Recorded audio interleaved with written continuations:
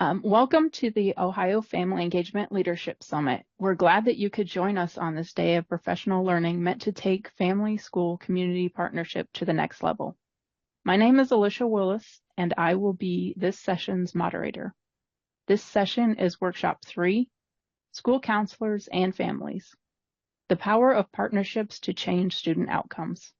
If you have any questions, concerns, or technical issues, please message me privately in the chat.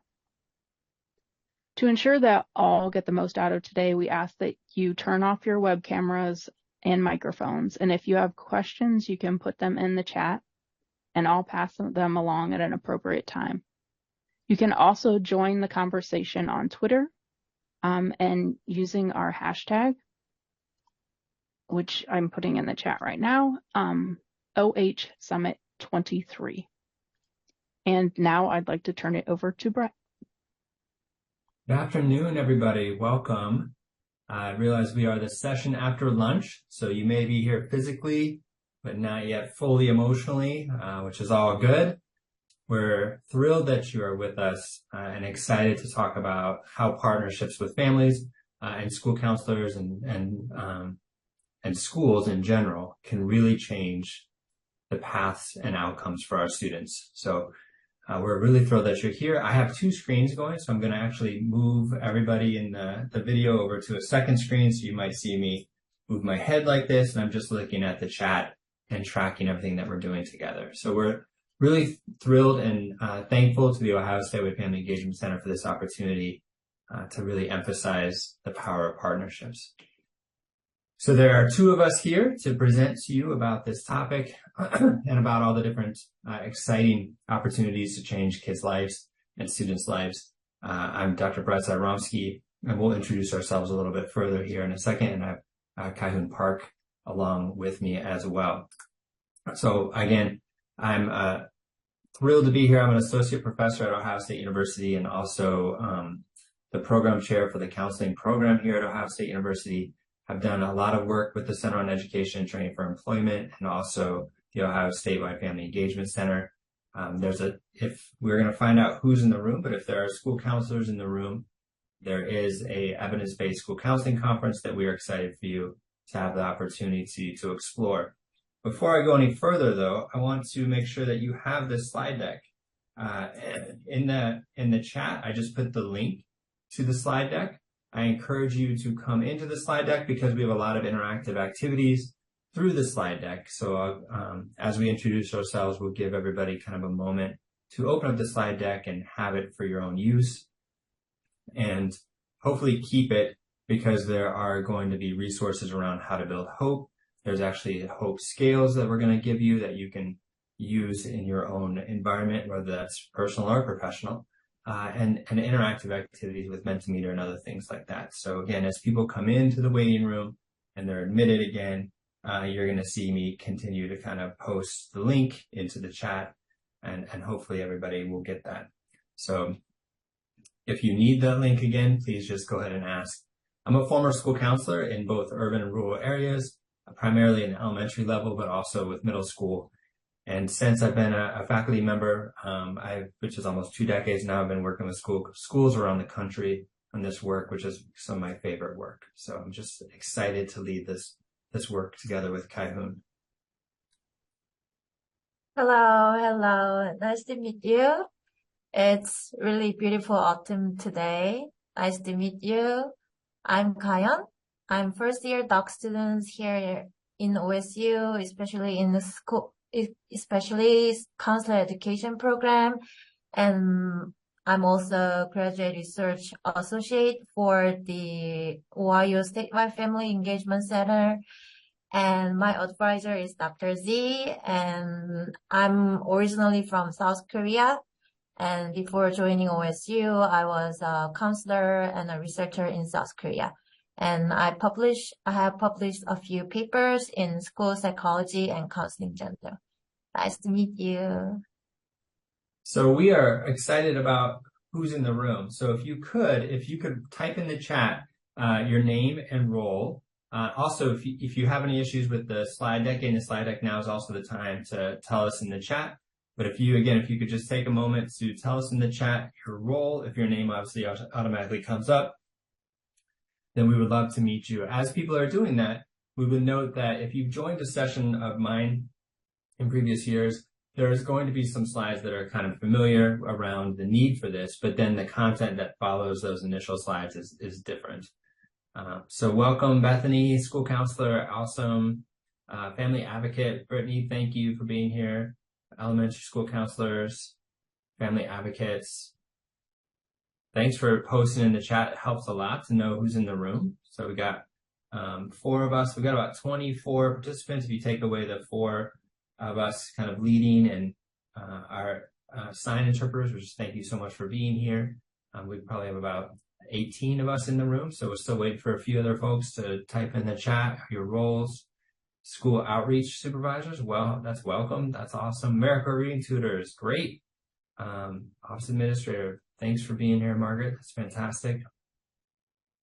Everybody is welcome. We're really excited. This is so helpful for you to put in the chat your role, because then as we're talking, we can kind of talk about, well, how might this help a family engagement specialist? How might school counselors be using this? How might family advocates kind of use this work in your work, and we can personalize it to your roles. So thank you so much for taking the time to jump into the chat. After school programs, wow, life-changing programs. Thanks for administering those, Betty. Those are massive life change agents there. So thank you for that work. Feel free to continue if you are someone who's not yet disengaged from lunch, and so your hands are, involved in other more important things. No worries. Just as you get time, go ahead and let us know your role, and we again will continue to try to personalize this presentation to meet your needs. So again, welcome. We're really excited to be here. So the first thing we're going to do is actually an interactive activity. We're going to assess how hopeful we are. So hope is kind of the core of what one of our takeaways today is going to be, is how hopeful are our students, and how can we increase that hope? Well, adults are either hopeful or not hopeful as well. So there's 2 ways that you can do this. I created a Qualtrics to try to make this easy for us. Some people are a little nervous about data being used. I can guarantee you that your data will not be used. It's going to be deleted. Qualtrics was only and entirely for your use in this session, to be able to make this process easy as possible. If you still feel uncomfortable, no problem. That second link is the Adult Hope Scale itself. And Alicia is putting that Adult Hope Scale link in the chat. And this is for you to keep forever and ever and ever. So I'm going to take a minute to walk us through this process. And hopefully, if it's confusing at all to you, please let me know. So the process by which I'm talking about is opening up either the Qualtrics link, which was that first link, which will take you to a screen that looks like this. If you're comfortable doing this in the Qualtrics screen, what I've done is create a Qualtrics that will give you your results. So I'm scrolling through just to show you. You don't have to do anything yet. But when we complete this really short instrument, it will tell you how to score it at the bottom. So you can actually keep your scores and download them. And I'm going to do it together with you. So we're going to do it together as a group. If you don't feel comfortable with this, the actual scale is right here. You can download this and use another separate piece of paper and just circle your scores and then add them up. Again, I will walk us through it together how to add it up. It's not complicated, but if you've never done it before, it could seem complicated. So that's where we're at. So if you are at the Qualtrics survey, then I'm looking over at the screens. If you have the Qualtrics survey open successfully, or have opened the Adult Hope Scale successfully, if you could do one of those thumbs up on your screen to let me know that you're good to go, that will let me know I'm ready to continue. Thanks, Michaela. Thanks, Margaret. Dawn, thank you. Patty, thanks. So we got about half of us ready to go, I think, and maybe the other half are still eating. Take about 30 more seconds. Thanks, Sharona. If I mispronounced your name, please correct me. It's important to me to correct and honor names and the pronunciation correctly, so please do let me know.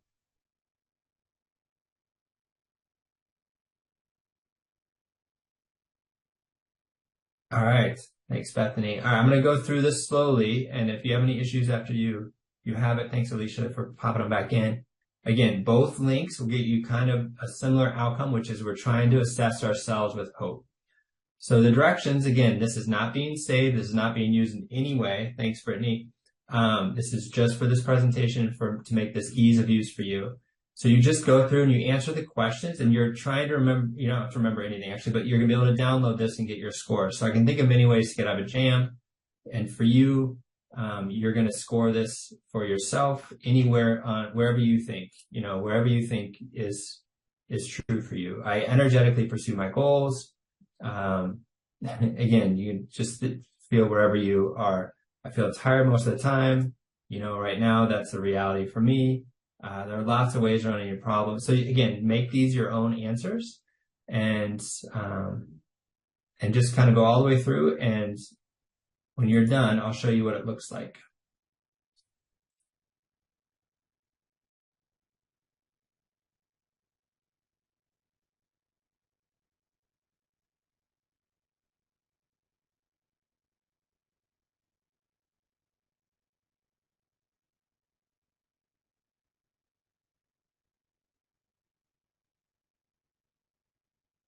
When you get to the bottom, this is all just information at the bottom.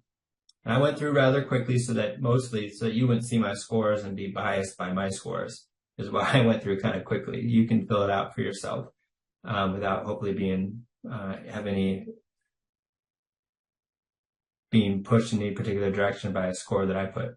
So at the bottom, this is going to stay with you. So you don't have to worry about any of these to score, or total hope score. When you click the arrow at the bottom, what happens is it gives you your response. What I would encourage you to do is download the PDF. And when you download the PDF, it gives you this score, and you can save it on your computer and open it and go through it yourself. And so then, now that you have your scores, when you look at that, you have a separate piece of paper, or if you don't have paper with you, you can just open up your phone and chat yourself, like send yourself a message with your scores. That's when you scroll down to the bottom of this, and on a separate piece of paper, you add the scores for questions 2, 9, 10, and 12. So if I was doing this on a separate piece of paper, I can do it in the chat. So, I would say what question 2 was, what was so my question 2, and so you can see how this is going to go. I don't need to do it in the chat. So if you have any questions, or if this is confusing to you, please let me know. But questions 2, 9, 10, and 12. So for me, I'm scrolling up and I'm looking at my question 2, and I'm going to write the number down. That's the left of the option. And then I'm looking at number 9, number 10, and number 12. And then math, I add those up. So I grab my phone because I don't do math without a phone. And I go and add all mine up. And my corresponding score is going to be a number between 4 and 32. That is my score for agency and willpower. You hold on to that, and we're going to come back to this a little later in the presentation. Then I go to the next one, pathways and way power. And I write down the answers to questions 1, 4, 6, and 8. So for mine, I'm going to go to 1, 4. You didn't know you were going to be doing math today. 6 and 8. And I get another score, and that score is between 4 and 32. And that is my score for pathways or way power. And that, again, we will cover in detail in just a little bit.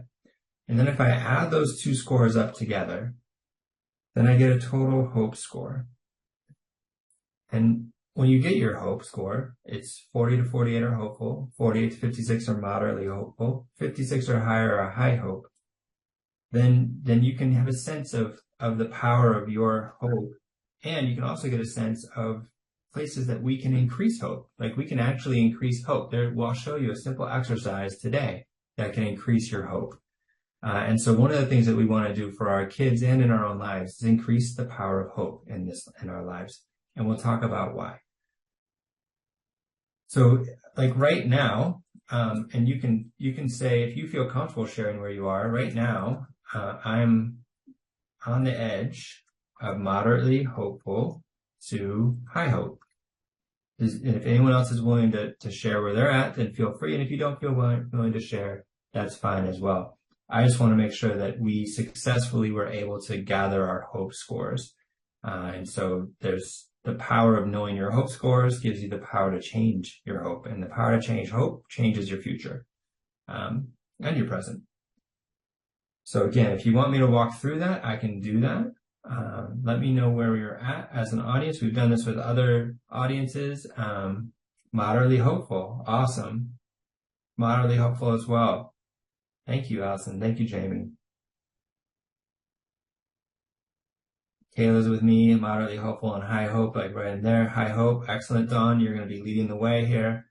Hope can be contagious. So when you are struggling with your hope, like the hope kind of can fluctuate depending on what's going on in our environment. In other words, you want to grab Dawn and other people that have high hope because it's contagious. They can be energetic and enthusiastic, and they can help us increase our hope.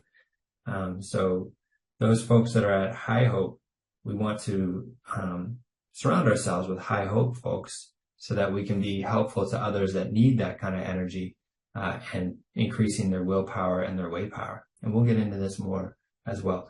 Before I move on, does anybody need help? So just pausing for help. Awesome, Brittany, I hope.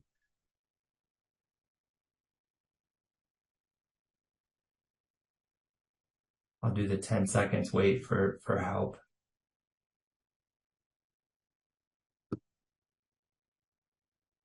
Okay, wonderful. And we're going to come back to this. Keep that score nearby. Keep that score nearby. We're going to come back to this. This is going to be a major aspect of the work that we do together.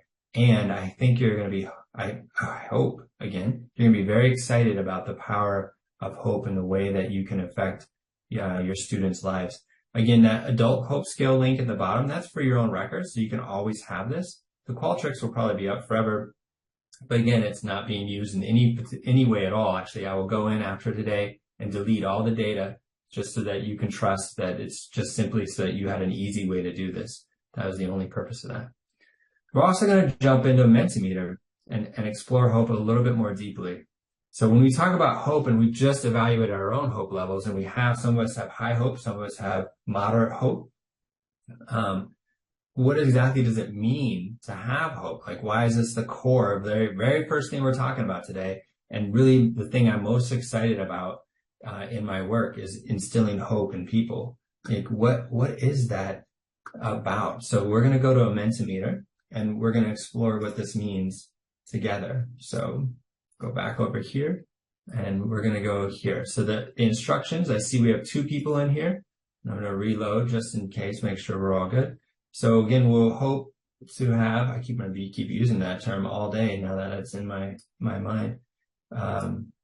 There's 26 of us, so let's try to get, in the high teens. I see 7, 8.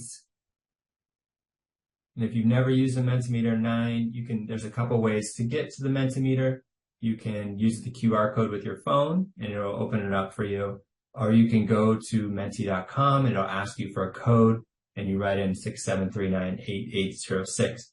Again, if anybody has any technical issues, please put it in the chat, and we can help you with your technical issues.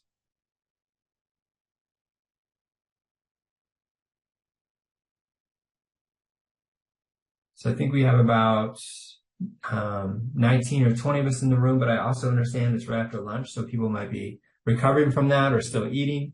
So I think 13 folks, I'll wait for another 10 or 10 seconds and see if we get any other folks in here, and then we will move forward. Thanks everybody for engaging. These presentations on Zoom are so much more enjoyable when we engage with each other in the chat, and in these activities. So I really appreciate you doing that. as we go forward, you can, if you're not joined now, you can always join by the Menti and the code. And Alicia's put that into the chat. So this is always kind of open and available to you. So we're going to explore, what does it mean to have hope? So when you think of somebody that has hope, when you think of the word hope, what does that word kind of trigger in you? Like, what do you think about when you think of the term hope? And as people respond in here, it should populate. And if anybody's having any issues with this, there we go. To find the silver lining. Excellent. Positive and resourceful. Excellent. Positive. Keep moving forward. That's positive outlooks on any given situation, positive thoughts. We're gonna come back to that keep moving forward again later too. Belief that something will change for the better. Oh man, I think someone's had a little bit of hope work. Something to look forward to have faith and believe.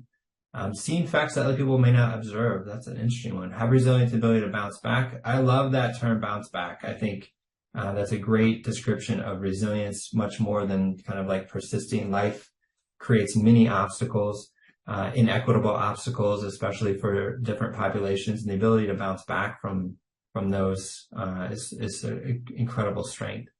Faith, high aspirations, being able to keep going when they're tired, when weather is bad, when they are not seeing immediately positive results. Looking for the best in things, positive view of the future. This is all amazing descriptions of aspects of hope. And I think what's exciting for me is we can actually talk about hope as a science. There's a research supported 2 aspects of hope, and you all are speaking to either descriptions of those 2 things or effects of those 2 things. So if these are the things that come to your mind about the word, what comes to your mind? Do you think a person might not have hope? So if you think about that student that you're working with in the school, or those of you that are family liaisons, or those of you that are working at after school programs, you see this. I guarantee that you see the kids and the adults, the families, the community members, the leaders, those in your organizations that lack hope. And when you see that, what do you see? What do you see when you see someone that's just lacking hope? We're not going to end here, of course. We're hopeful, so we're going to end with what it looks like to have hope. But the feelings of despair, definitely.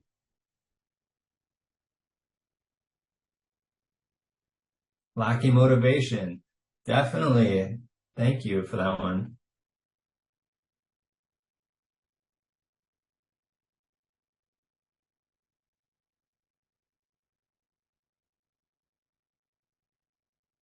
Suicidal thoughts. When we get to the point where we have that despair and we feel like we're hopeless, then there are times when it feels like there might be better options that don't include being here. So yeah, past trauma that's not healed, kind of find the good in the moments, giving up, someone whose experiences have not been positive, depressed, not willing to change. These are all why bother, for sure. Disinterested and spread negativity. That is for sure a person that doesn't have high hope. Yeah. Goals will not be achieved. That's a great point. A Debbie Downer for everything. Yes. Those people that and I love the frame of that, because then we can help those folks gain hope. And again, through that shifting of their experience with the world around them, then maybe there won't be as much of a Debbie Downer all the time. Feeling stuck in situations, having a lack of trust. That's a really great insight. Stuck in the moment, sighing a lot. I like how you get into like, what does it actually look like? You'll see someone that's sighing a lot, a defeated attitude and demeanor. Yeah. I think about, for me, when I walk into a classroom and I'm observing kids, and it's the kid with their head on the desk, they're not sleeping. We got those kids as well, because they're not being able to sleep at night. They're not sleeping. They're just done. They're just done. And that person who has that head on the desk, they're just disengaged. They're out. They're not going to be here for any of this. They lack hope. And so I love that we have, depression can definitely be a part of that. So then the opposite of that. So what would it look like and sound like if someone is hopeful? So if we're thinking about, hanging around with Brittany, or if we're hanging out with Dawn, what does Dawn and Brittany look like and sound like most of their day if they're full of hope, if they're a high hope person? What do our students look like when they have high hope? They're smiling. Yeah.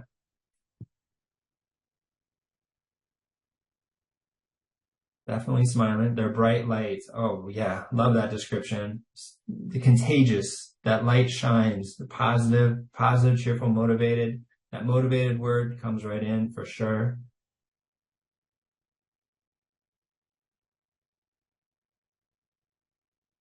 Energetic. When they're trying new things and brainstorm different ways to solve a problem. Love how you're pulling those pieces of hope out that help us to navigate when there are challenges. We still try new things. We still like try to work around stuff. Dreams for the future. That's a big one. Happy and eager to embrace life, energetic and positive talk, happy, attentive, definitely, cheerful, full of life, love to spread joy around to others, encourage others. That's a hopeful person. Love this. Bringing others in instead of pushing people away. That's a really good description. I've never heard that one be put into this exercise, so I really like that one. It is something where we create community. We don't destroy it. We have goals, for sure. We're engaged in achieving those goals. So this description that you're putting in here, I don't know how you all are feeling about it, but you're describing hope and you're describing the science of hope.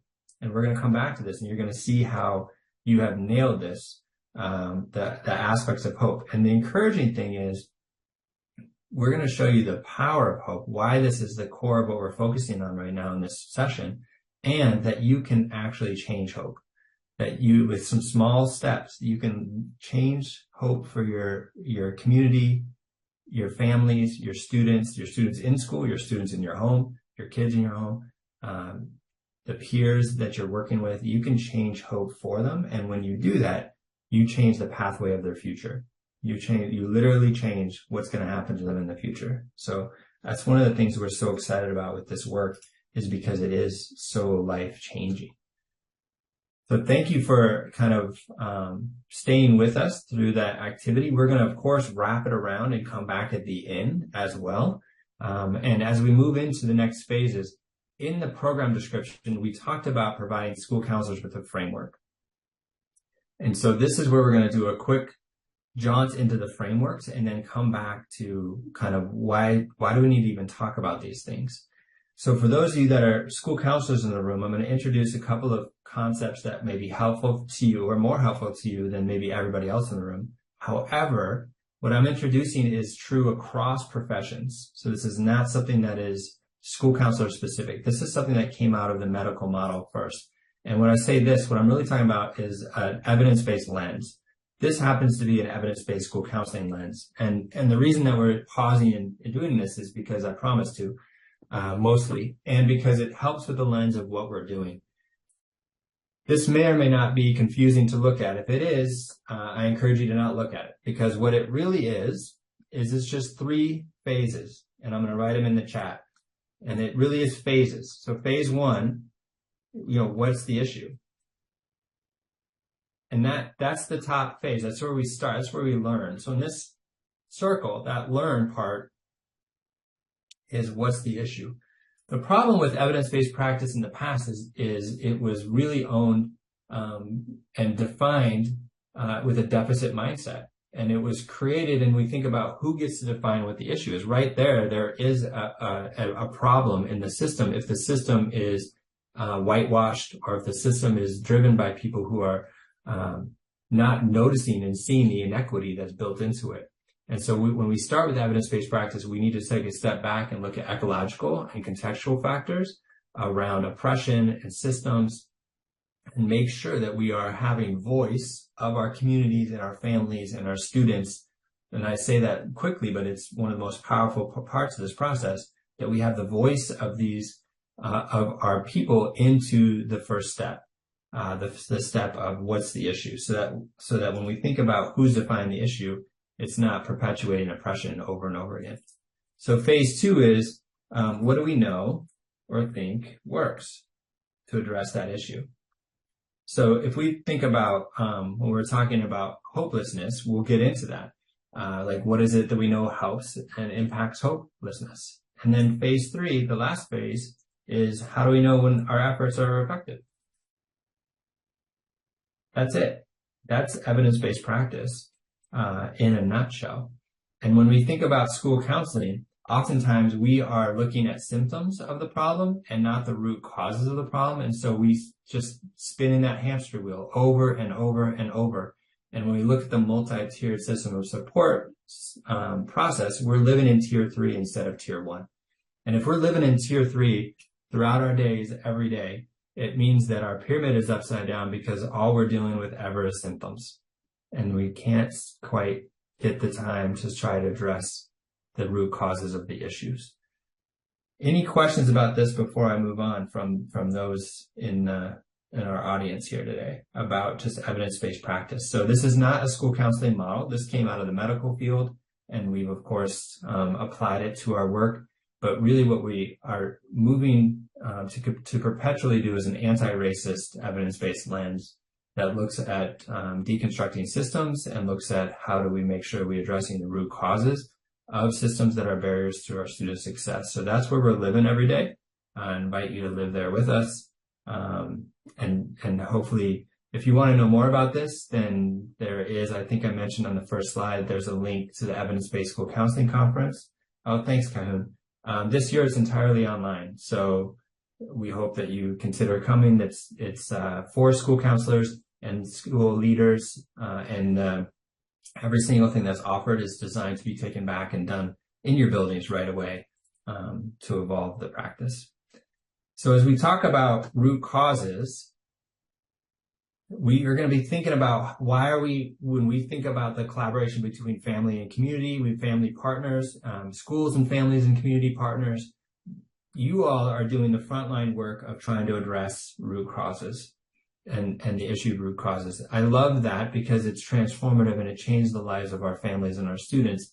A lot of times we spend most of our life dealing with the symptoms of those root causes, and we don't really spend the time to ask the whys, like what's going on. So there's this is a true story, and I'm giving you all the answers, but usually we just kind of unveil it slowly. But one of the monuments in Washington was actually falling apart. This made the news, the newspapers. You can Google this and it'll come up. And what they originally were wondering is like, why is this falling apart? And they found out that they were really using harsh chemicals. Like the harsh chemicals are being used. This is really hurting everything. And everything's kind of starting to fall apart with the outside of the monument. So at that point, we could stop. Like that's a lot of times where we stop in our process, like, oh, this thing is starting to fall apart. That's terrible. And then what are we going to do about it? Well, the harsh chemicals are a problem. Let's go find different chemicals. Let's try a bunch of different chemicals until we find the right chemical. Like that's often where our rationale and our logic goes. Well, if we ask 5 whys, then we could ask like, why are we using harsh chemicals? Well, we need to use the harsh chemicals to clean up the bird droppings. Okay, well, why are there bird droppings? Well, the bird droppings are there because the birds are coming to feast on a large population of spiders that are there on the monument. Okay, but why are the spiders there on the monument? Well, the spiders are feeding on gnats, and they're drawn to the monument at dusk when the lights go on. Well, it turns out that the lights go on at the monuments before they go on around the rest of the city. And if you've ever been to DC, the monuments are all together. And so the monument lights, if they go on before the rest of the city, all the gnats are drawn to this area, because I'm sure it's just incredible to see all those things go up 15 minutes before everything else. But the gnats are all coming to the monuments like at dusk. So what do we need to do about that? Well, turn the monument lights on later. So they turned them on 30 minutes later after the rest of the lights went on around the city.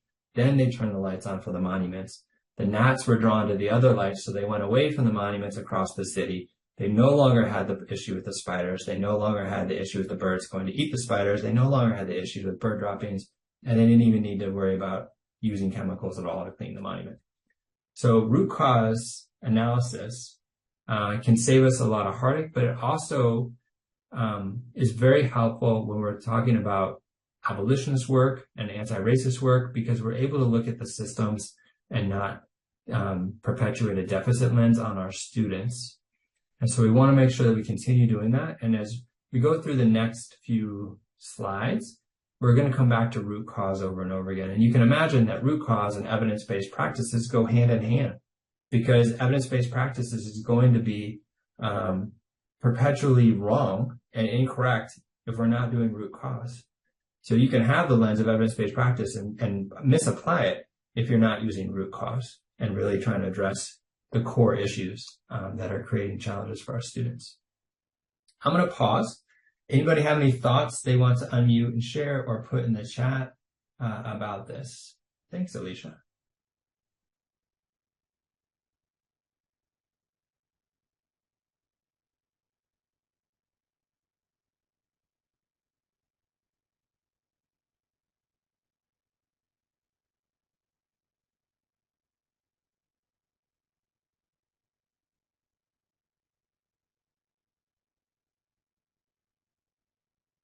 All right, that was a healthy pause, I hope. Excuse me. If this all makes sense to you, give me a thumbs up, and we can, that way I won't reteach it as we're going through or recover it as we move through. Thanks, Michaela, Allison, appreciate that feedback. Dawn, appreciate that. Patty, thank you. Excellent. All right. As we keep going, we're going to build out of this to think about, thanks, Bethany. Melissa, thanks, good here. To think about why this matters so much. Why does the evidence-based lens and hope and root cause matter as we take on issues that are facing our students? So the other thing that this is where, if you've been to prep sessions with us before, we kind of really always bring this in, because a lot of times we're talking about post-pandemic world, and I think that's a disservice to our students and ourselves, to be honest. So we're living in a pandemic world. We're still in a pandemic world. What I mean by that is, not only are we having different strains come back out, but we are also living in the consequences of having many of our families having dealt with the physical, the mental, the emotional effects of living in and during the pandemic. So we're not living in a world that is ever going to go back pre-pandemic. And I think in many environments, I shouldn't say many, some environments, people are acting as if we're trying to recover back to some state of normal. Like, can we revert back to pre-pandemic education? Can we revert back? It's not. Like, we're never going back. So how do we respond to a pandemic world that we're living in, especially in light of what has happened as a result of the pandemic? So the next few slides, they're for you. A lot of the times when we do workshops, we want to resource you. So if there's content in here that we think is going to be helpful to you, we link it. And we encourage you, like if you're doing workshops to your staff around, family engagement, because you're some of the folks here that are working with in the community with schools and families, feel free to use these resources. These are not, there's a couple, like the root cause thing, I work with other folks, and so you'll see it's copyrighted for them. But anything that doesn't have a copyright in the slide, it's yours to use. And we hope that you will. So the Department of Education released these 11 observations that came as a result of the pandemic. I don't think any of these are going to be surprising to you. Academic growth has been impacted. We've seen that. We know that some schools focus entirely on credit recovery. Others have been focusing on like a combination of social emotional wellness and academic recovery. I mean, I think it's clear which approach is going to work more effectively for students. It needs to be both high expectations, but lots of support, social emotional focus. We know that disparities in access and opportunity have widened. I think they were, again, just illustrated. They've always been there, but they were illustrated and spotlighted by the pandemic. Our multilingual families and students have had increases in struggles. I'm not going to read all of these, but basically what we know is that the disparities in equity that existed were spotlighted and often even widened and exacerbated by a lack of resourcing to those communities, which is not new. And then we also saw an increase in Asian American Pacific Islander harassment and violence because of the way that leadership was talking about the pandemic. And unfortunately, sexual abuse and violence towards women increased. It made a lot of things worse. Thanks, Kyun. We also know that there have been multiple reports since then, and I'm actually going to put the very latest youth risk report survey, if you haven't seen this one, into the chat for you all. I didn't include that data in this slide, But it's, in addition to this, we know basically that, unfortunately, they didn't include transgender youth in the youth risk survey results for 2021. I don't know why, but LGBTQ plus students have only increased in suicidal self-ideation, suicide attempts. Mental health issues have only been exponentially increased for at-risk populations, basically. And at-risk population, I'm only using that term in the sense of basically oppressive, inequitable, marginalized populations that therefore are increasingly finding themselves facing mental health issues and facing opportunity and access issues. So we know that mental health issues have increased exponentially, that emergency room visits have gone up, that suicide attempts, especially for females, have gone up, and the other marginalized populations that I was just speaking to have also gone up. This wasn't new, by the way. This was pre-pandemic. This is still true. The pandemic just exacerbated that. But oftentimes when we're doing these workshops, some people are surprised, like this went way up, but then we can also show you data where that existed before the pandemic. It's just gotten worse. But those inequities and certain populations facing greater challenges in mental health and access and resourcing, that has been in our system since really the beginning. So this isn't new information. It's just getting worse. We also heard from students. Before the pandemic, they took almost 450,000 students took a survey and gave information about their challenges and successes and assets for school. And then during the pandemic, they had about 300,000 students complete this survey. And again, the link is there for you if you'd like to use this. And the number one finding was that students perceived that their social, emotional, and academic development were hindered as a result of the pandemic. Well, that was one of 4 findings. But then what they found was that the feeling depressed, stressed, or anxious, according to students out of their own mouths, almost half of students felt like that feeling mental health issues basically were making it hard for them to do their best in school. And it was the number one issue. Those of you that are working on the front lines with families, the work that you're doing is so vital because, again, family responsibilities, family health, relationships, all these are up there at the top. Adults who are, finding resources from adults who can help. These are, 4 or 5 of the top 6, which speak directly to the impact of your work. And again, the link is right here for you. If anyone has any comments or questions or thoughts on this, please feel free to jump in and use the chat as well. We also have found that people across the state have been asking the Ohio Statewide Family Engagement Center for help. Every single year, the Ohio Statewide Family Engagement Center puts out a survey asking districts what they need help with. And out of 160 districts, 113 of them said family engagement and mental health was the number one need. So we know that people are struggling across Ohio with these things and not just across the nation. And I imagine I will pause and just engage you all real quick. How many of you are seeing this in your work with families and in schools? And if you want to just put, you're seeing this in the chat, or if you want to comment on it in the chat, we'll just pause. It's about 1:30 right now. Between now and 1:32, we'll just pause and take comments from you all around how you see the mental health issues showing up in your work, if you feel comfortable sharing. So Missy's seeing this as an elementary school counselor. More schools are asking for trauma-informed training.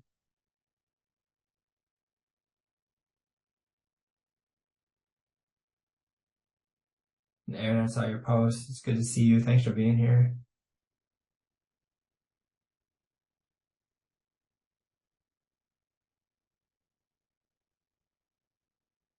As people are writing, many of the times we'll work with school districts and administrators and families around the state and around the country, and we'll ask, what are the biggest challenges that they see facing their students, and anxiety and stress and isolation and some of the mental health issues come up as the number one issue.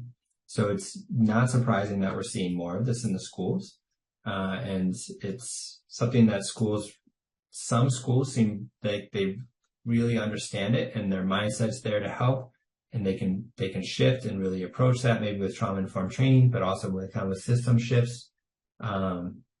Violence among teens is higher than ever. And so when we think about that, and especially with Dawn's comment around like mental health is extreme, are we dealing with just the symptoms? Or are we trying to go back and help with the root causes? Are we trying to go back with help with shifting the way that school counselors are able to address this in schools because of having the support to really address it at a tier 1 level? A lot of times, one of our number one issues in schools is that we treat tier 1 issues as tier 3 issues. And so we spend a lot of our time band-aiding or responding in an urgent care or emergency room response approach to these issues that are actually core issues that everybody is facing. And so we would hope that schools are really working towards moving to treat the trauma and the mental health issues and violence prevention at a tier 1 level and making it part of their constant and consistent core curriculum for the school counseling program. So as we move on, we want to contextualize root causes. So when we think about the mental health issues and we think about the needs of our families, what are the root causes? And we like to frame this in the sense of adversities. And when we say adversities, not all adversities are experienced the same. So two people could be in the same household and experience adversity differently. And one has trauma and the other one doesn't have long-term trauma from it. And it really depends on the age, the developmental level, and importantly, the relationships that those two people have around them to help support them. So when we think about root causes, we think on number 2 under community, many of you may have been already familiar with social determinants of health.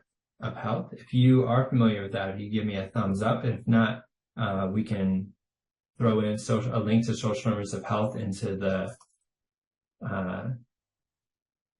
chat for you. So just to see how many of us are familiar with social determinants of health. Dawn is. Our most hopeful person is all over this stuff. That's like great.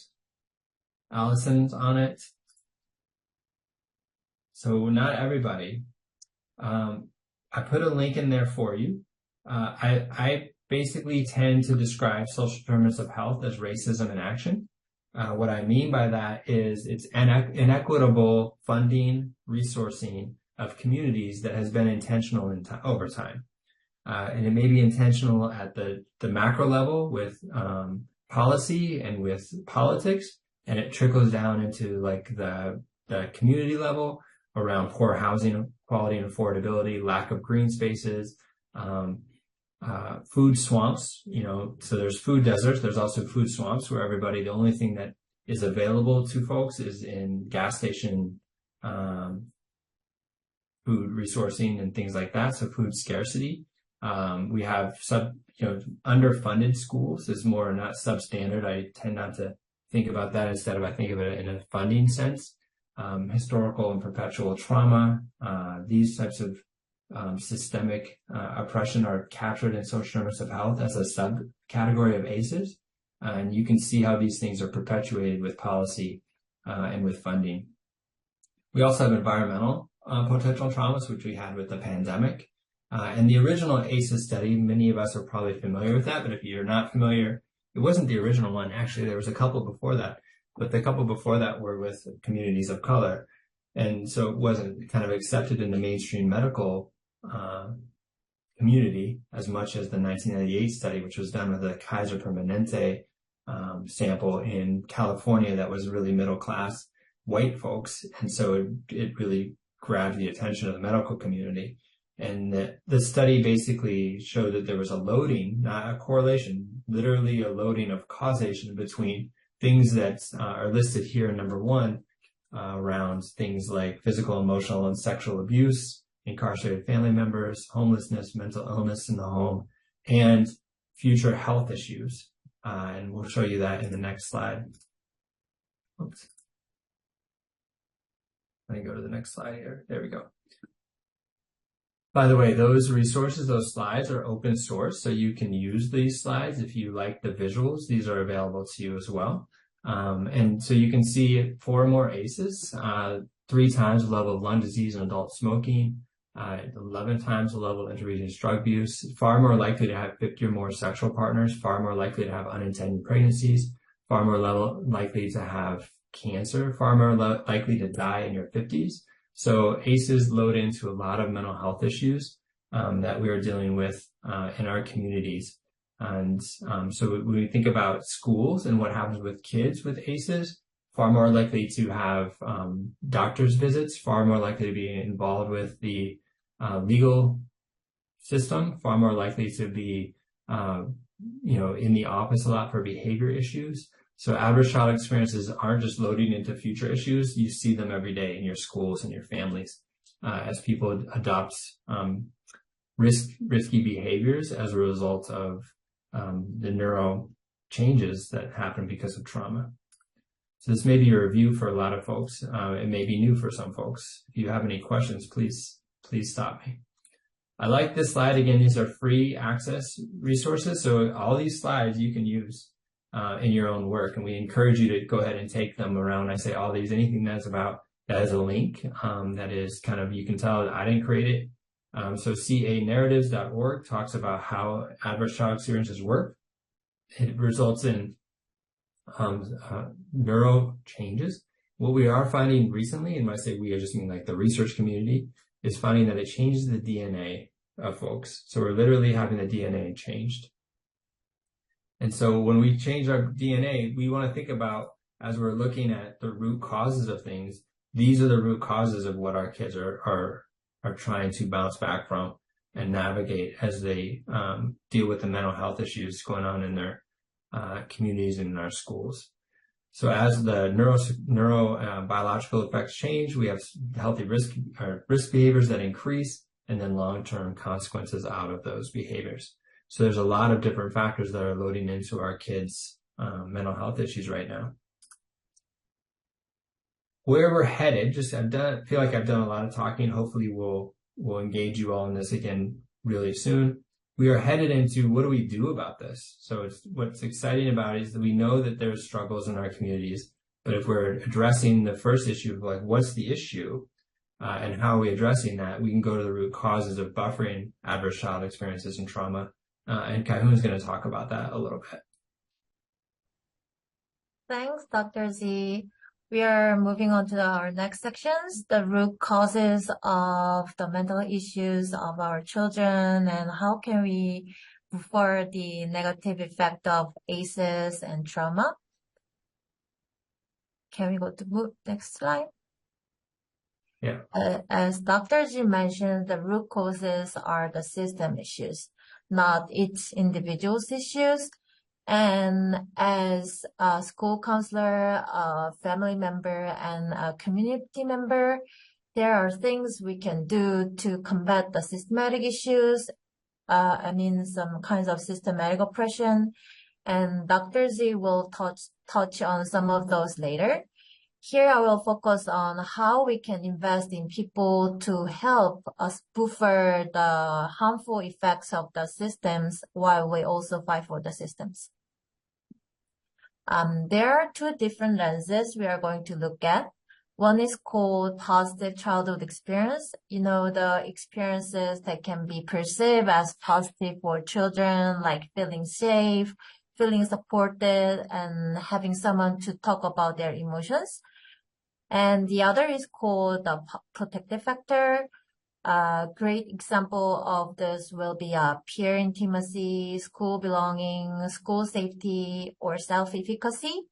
And these two lenses overlap each other, but the protective factor has been researched for longer in a general psychology area, and it's a bit broader and general term. You don't necessarily distinguish between these two. You can just stick to one of these lenses that are more comfortable to you. We'll see the positive childhood experience first. Let's just take a minute and participate in the chat. What would you guess are positive childhood experiences that can buffer the effects of ACEs? Or what type of things do you think might be a positive childhood experience?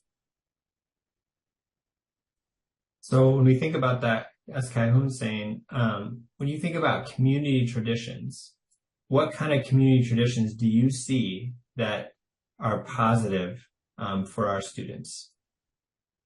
So community tradition examples, for example.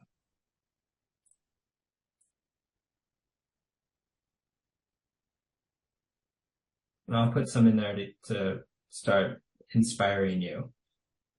Oh, but Allison took mine. I love it. Yes, faith-based organization. I was going to say, like, cultural festivals. Love it. Sorry, Kevin. Go ahead.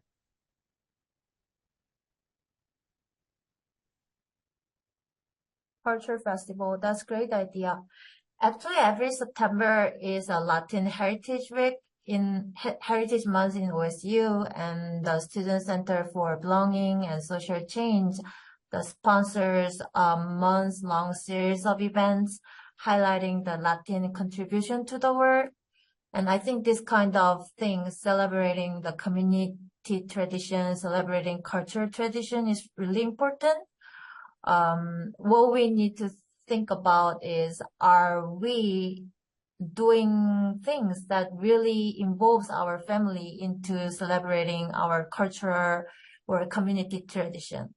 And how are school emphasizing that? We need to be mindful about the fact that by celebrating those traditions very intentionally and consistently, we can prefer the effect of the ACEs. Athletics. Yeah, athletics are a huge community tradition in many countries. Yeah.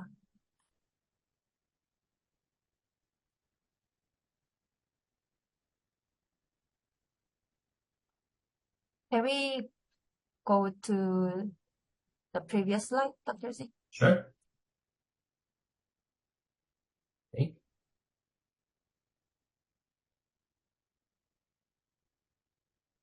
Before moving on to next slide, I want to emphasize another one. The number 4, felt a sense of belonging in high school. Borrowing Dr. G's sentence, a sense of belonging is like a superpower. What if our students feel excluded and unsafe in school? Have you ever worked in a workplace where you felt unsafe? Actually, I have a once in my life, and it's actually the worst thing I ever had. And I really wanted to get out of the office right away. Likewise, feeling sense of belonging in schools and among friends are really important for our children. And actually, these are the keys to help be successful in school. And the last thing I want to mention is number 6, had at least two non-parents adults who took a genuine interest in them. I think the word genuine is really important. It is not just knowing the children's or student's name. What are some ways that adults can show their students or their children a genuine interest? Let's write some example in the chat.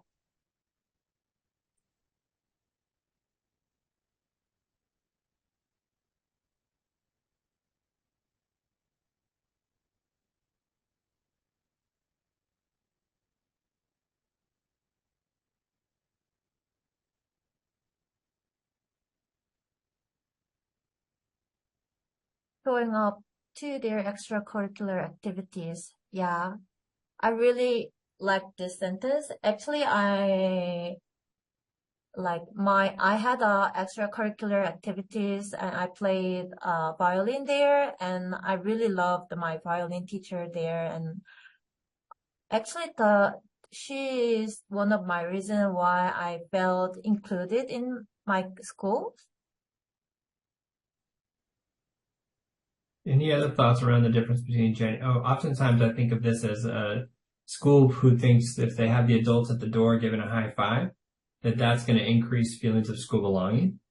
because it feels like students then have people who take an interest in them, but that's not the genuine interest that we're talking about here, like Allison has pointed out.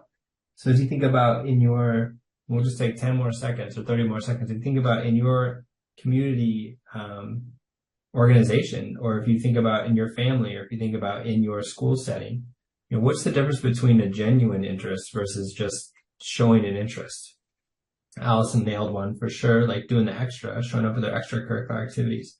Are there others that people can take away to make a difference? Because these are the things that buffer that potential trauma from the pandemic. So doing these things are life-changing for our students.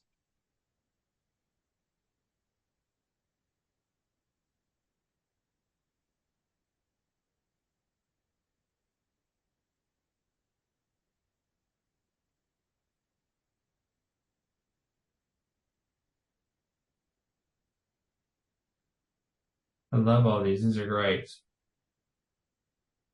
Alicia said, pointing out their strengths. Thanks, Alicia, for jumping in too. When they're focused on areas of weakness, students are. Michaela's, I think that you're jumping around on Kai-Hoon's example, like what are they doing that they're interested and excited about?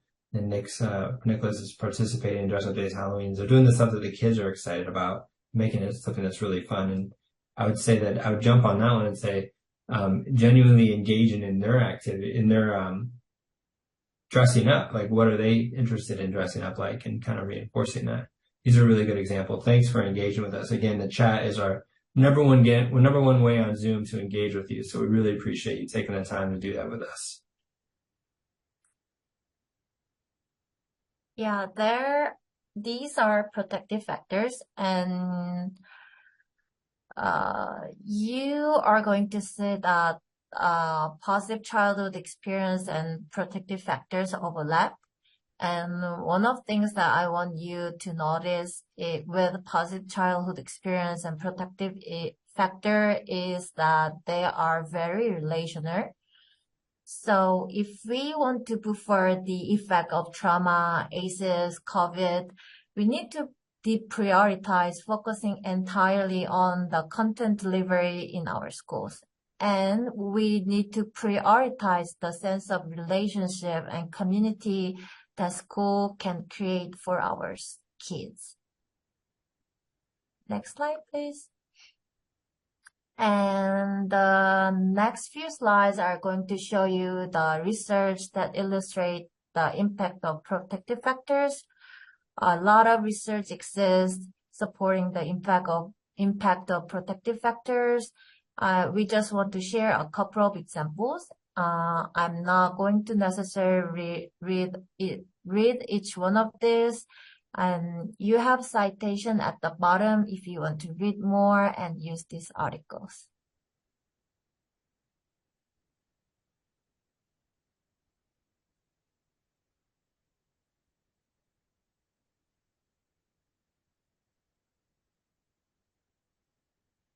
Next one. I think we are ready to move to the next section, Dr. G. All right. And I recognize it's 1:50 and we need to give you all a short break. So we'll give a 5-minute break at this point and come back at 1:55. I realize that everybody could just leave at this point. After the break, we'll show you what we're going to do. We're going to talk about hope, and then we're going to build hope into those protective factors, because hope leads into those protective factors. And how do those show themselves in school-family partnerships? So that's where we're headed in our last hour. I know we've already done a lot in an hour so far, and so I really appreciate your patience, and we're excited to get into the active part around what does this mean. So we'll take a quick 5-minute break, and then we will come back, and the only way you're going to know we're at the break is that we'll stop the share, and then we'll come back at about 1:55, so real short, 4 minutes, 5 minutes, and then we'll keep going. So enjoy your quick break, and we'll keep going about the impact of hope. Thank you, everybody. All right, I'm going to go ahead and get started again. So we're going to engage you in this conversation for the next hour about the power of hope to kind of load into those protective factors and buffer the impact of trauma and help with the mental health issues that we're seeing out of the pandemic. So you all did that hope instrument to even start the activity. And we're going to unpack that in a second. So what is hope? And somebody even wrote this. So I was super curious if you had hope work before, because you really wrote in these words into that Mentimeter. Hope's the belief that your future can be brighter and better than your past. And then because of the Mentimeter, this wasn't put in there, but you have a role to play in making it better. So hope has those two aspects of hope. And when we're talking to our kids and when we're talking to even adults, there's a phrase that the authors cite from a different kind of origin researcher in hope. And the phrase that person used, and I have to go back into the book to find exactly who the name of this person was, but that you can get there from here. That's a phrase that we can use with our kids that instills hope in them. It really reinforces hope. And also our adults. So you can get there. It talks about the belief in the future. You can get there from here, in the sense that you can play a part in getting there from here. There's a pathway for you to get there from here.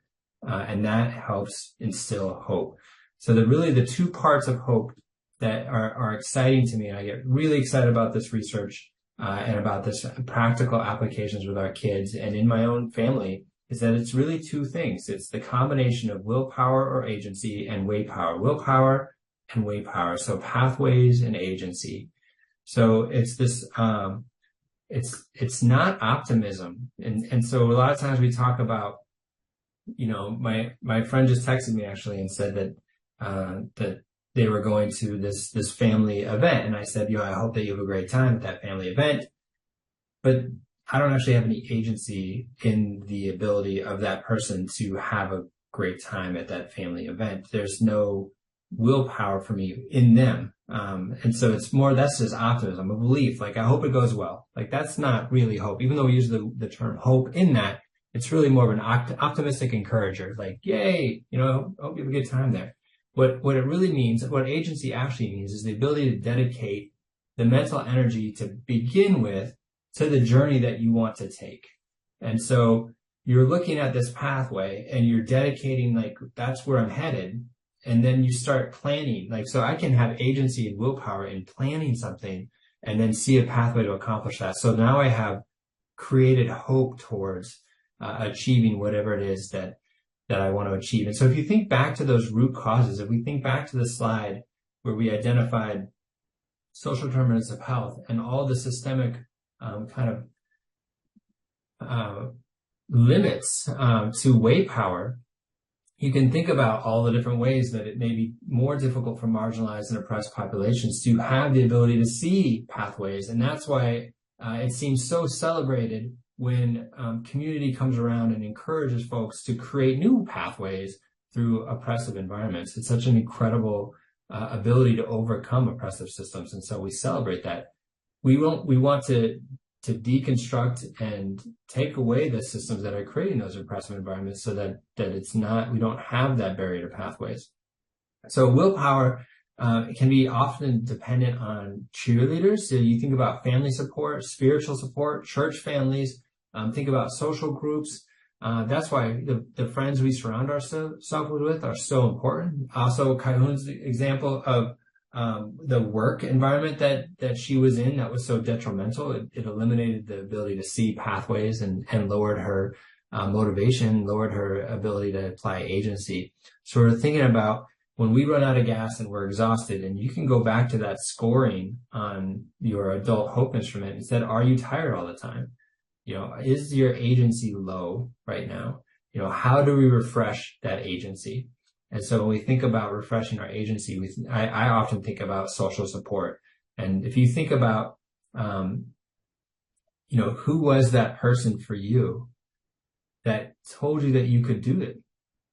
That oftentimes if somebody pursues a doctorate, for example, a PhD or an EDD, oftentimes what I've heard over and over again from the students in the doc program is somebody tapped them on the shoulder and said, you can absolutely do this. You can do this. And that's when their willpower, their agency just flourished and they went and tried it and they could do it.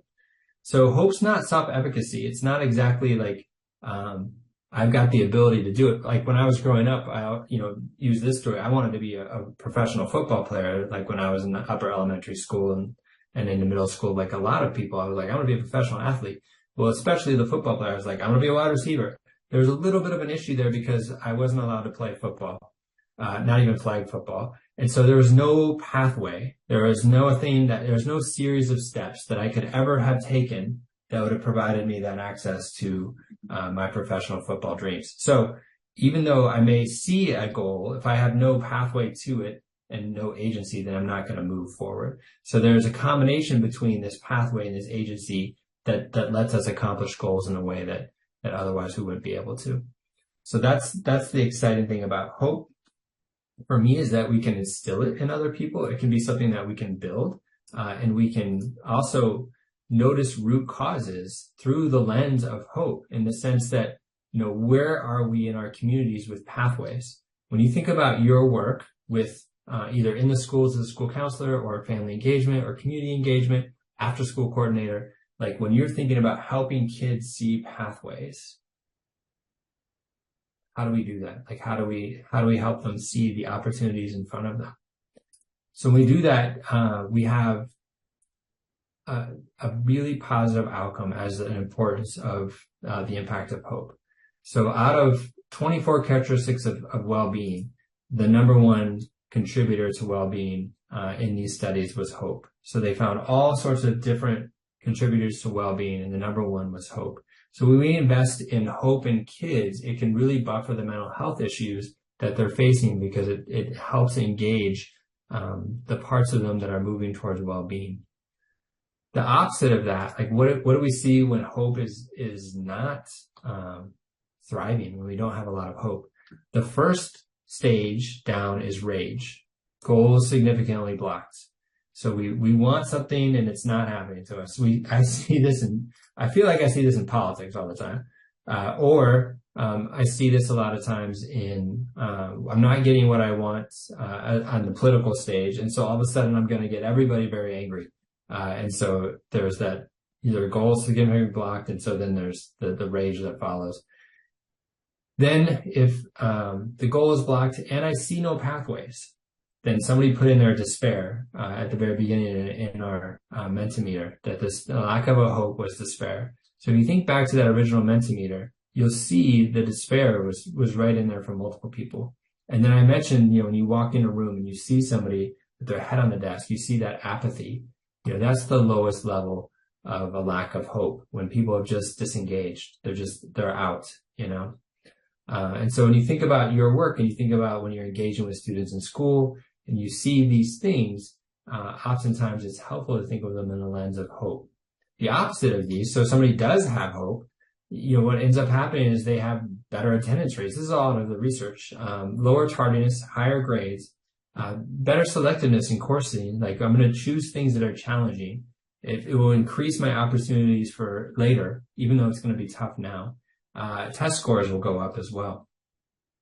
Specifically for high school students, we see those that have higher levels of hope graduate at higher rates, have higher grade point averages, lower numbers of absences, and they increase post-secondary enrollment in some sort of college opportunity later. The thing that originally got me excited about hope was Shane Lopez's research for Gallup. And Gallup poll, if you're familiar with it, is with thousands of students around the country. And Shane Lopez's research basically showed that students perform a full GPA point higher, that have high hope, than students with the same intellectual capacity, but who have lower levels of hope. So GPA, IQ tests or intellectual capacity equal, those that have higher hope are going to have a full GPA point higher than those folks with lower levels of hope. So that's transformative research. The other research that really hooked me was Gallup's research around hope being a better predictor of post-secondary success than ACT, SAT, or GPA.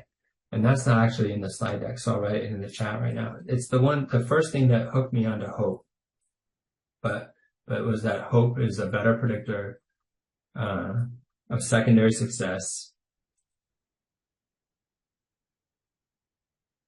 than GPA, ACT, or SAT scores. And that really drove me into, this is a decade ago, really drove me into looking at hope in greater detail, because for me, it just reinforced that we're measuring the wrong things. if we're spending all of our time with standardized test scores, and I have something that shows that it's a better predictor of future success than test scores, then why am I still making test scores the main thing that I'm looking at? We have other economist research that also shows that non-cognitive skills are better predictors of future earning level than high stakes test scores. So this isn't like the only research that shows that type of enforcement on like the social emotional intelligence and non-cognitives and things like hope are better predictors of life success than test scores. And so all of those research from around these kind of important non-cognitive or essential skills, as we might say, really reinforces that we may not be measuring the right things in schools. And so those of us that are school counselors, those of us that are family engagement, those of us that are working with families, I think it's really our responsibility to kind of emphasize these things that actually do lead to future life success.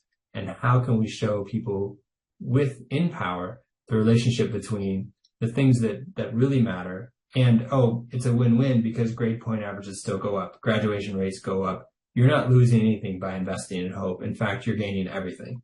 And so I think that's one of the things we hope you take away from this is how to really argue for the core pieces of what can change lives with our students. We have just some more research for you. I think it's important to know, like we said, that kids are also seeing this, that they're saying, more likely to agree that they do well in school if they have high hope, 4 times more likely to be engaged in school, over 2 times less likely to miss a lot of school, almost 3 times more likely to have excellent grades. So we really have known from the research that there's this relationship also, which is for me really fun, between school belonging and hope. And we wrote earlier that school belonging is like the school superpower. If kids feel like they belong in school, they're involved in extracurricular activities, they're involved in engaging with adults that genuinely care about them, they have peers that care about them, school belonging will go up. Hope predicts school belonging. School belonging has a relationship with hope. They go hand in hand. So a school culture that really reinforces hope leads to better school student outcomes overall. I'm just gonna pause. I know that we're doing all sorts of lots of different content here. Any takeaways for you all so far that you want to write into the chat? I'll take just a pause of just a minute to listen to your voices. Takeaways yet so far for you for your own work around the power of hope. Cool. I like the focus on how do we build it. So our emails are going to be at the end of this. There's actually a video I have of another presentation of a school that is entirely focused on building hope. It's a really fun video. I can send it out to everyone as well. I was worried we were going to run out of time, so I didn't include it at the end of this. I don't think I did. I can check real quick. I did not. So I can send out a video that you actually see a school, a hope-focused school work day to day. So Bethany and Kahoon, that will also, you can actually see it. I'm going to talk about it right now, but you can actually see it in action through this video, which is really fun. Yeah, sorry, obviously you're speaking to the choir, Don. I love this stuff so much, because I've see it change lives. For me, these are pictures of hopeful kids. The way that it can buffer the impact of trauma is so powerful. So Chan Hellman, and I'm not sure how you can see with my background, but there's a book, you can't really see it because the background's on, but it's called Hope Rising, How the Science of Hope Can Change Your Life. Is a book that Dr. Chan Hellman is one of the authors of, and it's a really helpful book. So I'm going to put the title into the chat. The Science of Hope Can Change Your Life. It's one of the many resources we use to compile all this work. And Chan Hellman is a professor at University of Oklahoma, and works with a lot of school districts around the country. And we're working with California school districts right now around hope. So how do you really work with hope in schools or in families or in your community work? It's around goals, and then infusing that pathway vision. Like, okay, so that's our goal. Like, how are we going to get there? And helping people see tons of different ways to getting there. And then, what do we need to do to get there? Like, that's literally it. And so it can be encouraging because it's not complicated. It's really straightforward, but it's relational. We have to have those conversations with folks. We have to build the relationship with folks to get there. So as we build hope, how do we do that in a school? That's one of the questions that you all just asked. One of the things we can do is kind of center hope as the core. So if hope is the thing we talk about all the time, and there are resources that we can get to you. If this is interesting to you, email me afterwards and I can get you slide decks and things like that if you want to become hope-centered in your organization. Be positive and affirming. Ask open questions and listen, because then you're going to learn about the barriers, and you're going to learn about how to instill pathways around barriers and how to help people see that they can get there from here. And so again, if you kind of make hope-centered the core of what you're doing is you're creating, you can get there from here in everything you do, whether it's for adults or for kids, and then empathizing with the current situation. There are other boosters that you can get, and I'm thinking if you can add, again, remember that hope is just two things, willpower and way power. So I'm going to put that in the chat, willpower and way power. I'm going to invite you, anyone that feels up to it, in the chat. Can you think of ways that you might impact willpower or way power of yourself or others in the work that you're doing? So sleep, like last night, I have another workshop after this workshop actually, and I had meetings all morning, so I made sure I slept 9 hours last night. Like that was a major thing for me, was making sure I had enough sleep right before that. I knew that I had goals, that I wanted to make sure my goals were to be successful today. There was definitely pathways, but I needed to have enough willpower to drive through those goals. Hobbies and having interactive interests, definitely. I like to think, and Bethany, I'm going to even jump off with yours and saying those, I can connect those to passion areas or interests that informs, things that we love doing. That to me, so just off of Bethany's, that to me increases willpower, because now I'm really engaged in everything. And then if it's related at all to something I want to do in the future, now I'm connecting my willpower to way power. So I think, Bethany, that's a great one. Other ideas that people have around willpower or way power, I don't think I have a way power slide, so this is just the willpower right now. Plenty of sleep, exercise, and water. Yeah. I'm always looking at those folks that bring in their water that has like, I need to drink this much all day. I'm like, you have a lot of willpower. That's great. Yeah, Kristen, that's a great example too. Faith and devotions, helping with life right now definitely helps with willpower. Thanks to the seat folks jumping in and offering lots of great ideas. My school counselors in the room, think about when you're interacting with the supportive community, engaging this community. Yeah, these are great. I think the first one that, and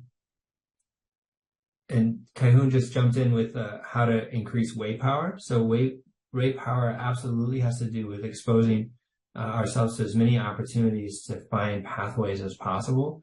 And so you see that with school counselors that look at career, for example, career and post-secondary exploration, not as its own separate thing, but integrated with social emotional wellness. Like if somebody's going to have executive functioning and going to have purpose in their life, they're going to need to know who they are and who they want to become. And we see that with the way power stuff.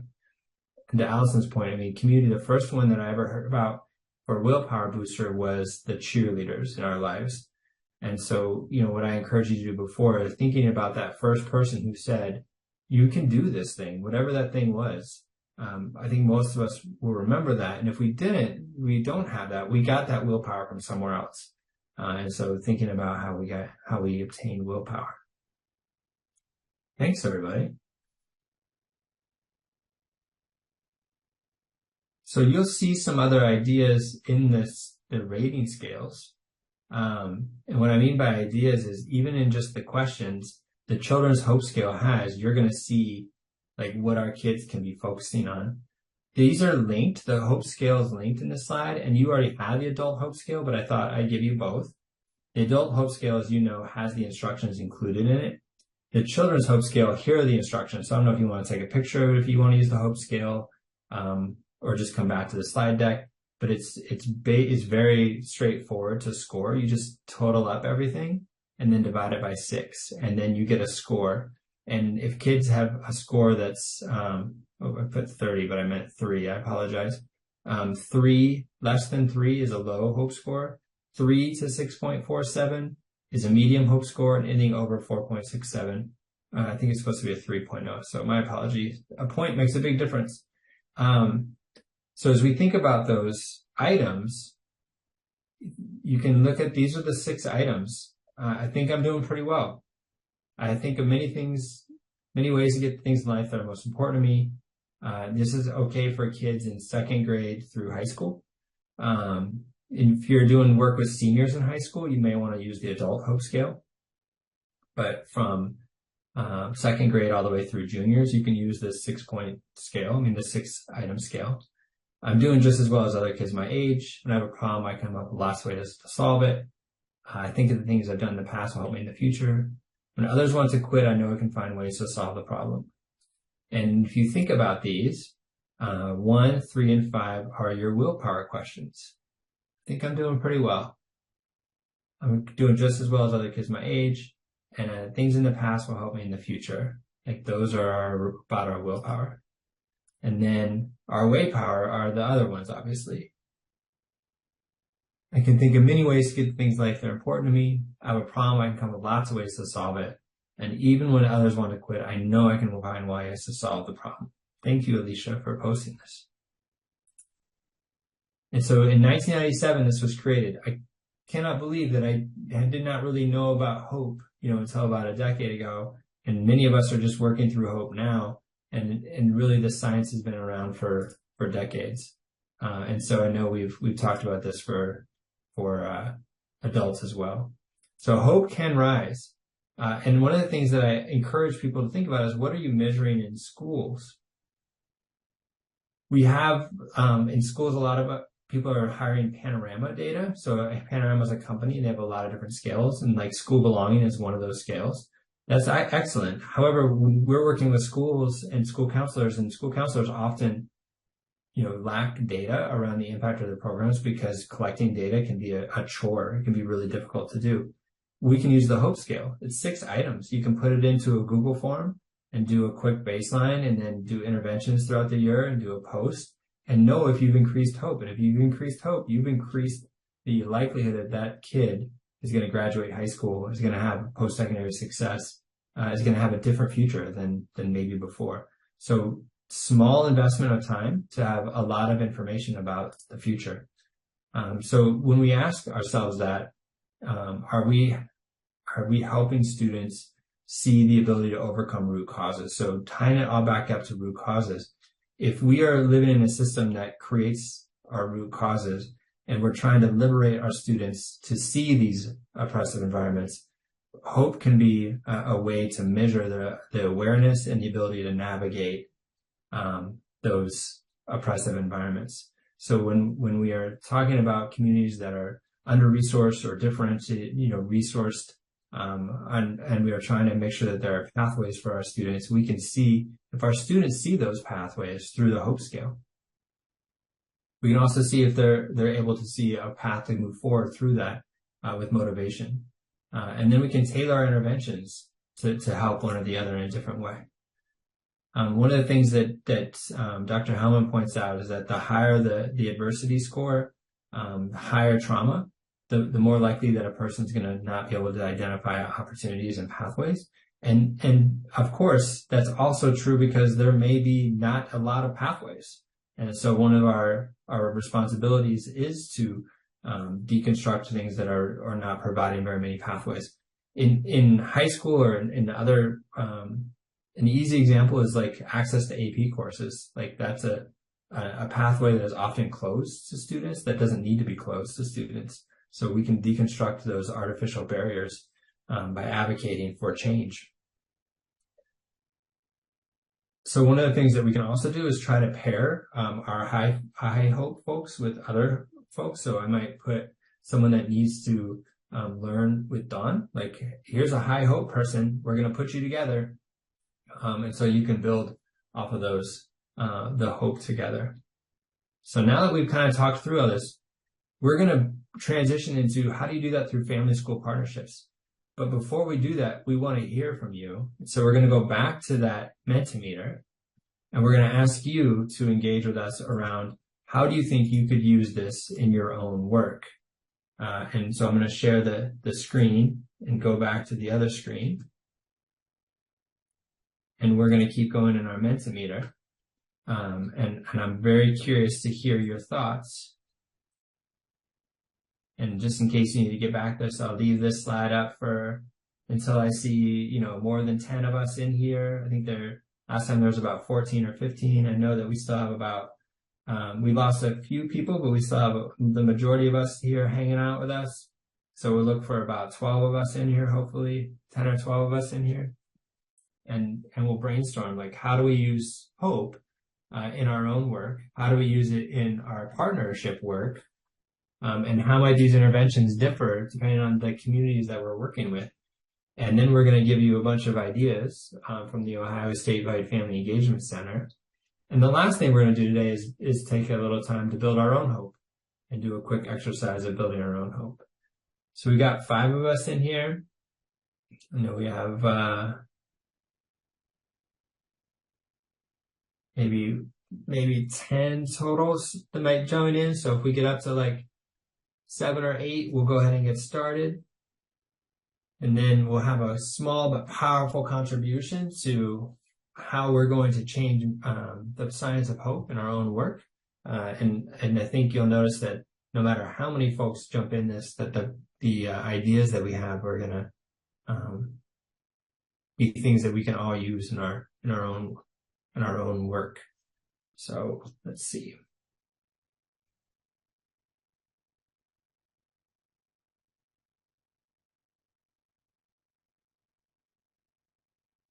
All right, we got 8 of us in here now.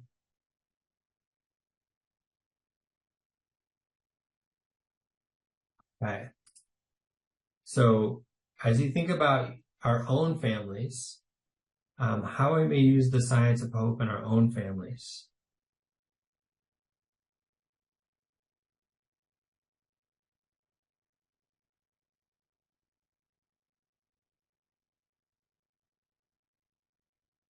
Model goal setting, and QR is not working for you. It's slow trying to get in. You can come in at any time also. I used the QR and checked it. Thank you, Alicia, jumping back in. Don, let us know if you're in here with us, or when you get in. I got 3 people in the room. Great time for conversations. This is fantastic.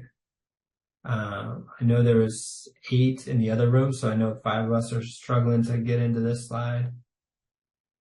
I can also refresh.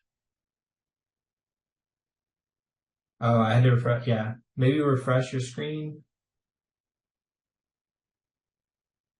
Relationship building for sure.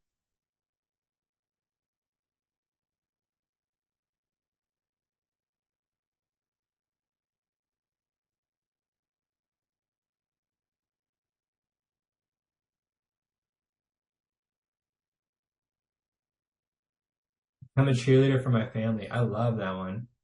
Be really present in conversations, practice good listening skills, do activities together as families, model growth mindset, focus on healthy habits. I love that. Checking with others to make sure things are really good. Thank you for the really actually good. Trying to find the root cause of their loss of hope, then brainstorm pathways. This is a person who's got hope down. Love that.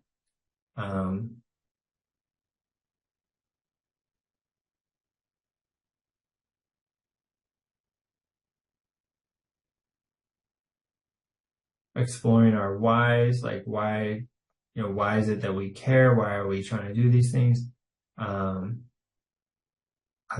you think I think back to the slide around like how to create boosters, the importance of sleep, healthy foods, and hydration was definitely one of them. I love this. This is really powerful.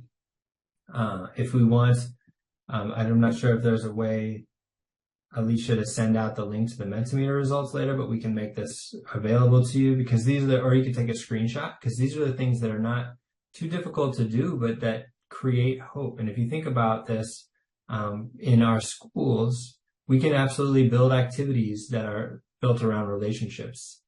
We can actually build those protective factors that Kai-Hoon was talking about around traditions. Community traditions are going to build hope. You can see how community traditions might build hope as they create willpower and show way power for different ways to go through things. Thank you for this. So in our partnerships with schools and families, how might we see this work in partnerships with schools and families? What might we be able to use in schools and families to boost the hope?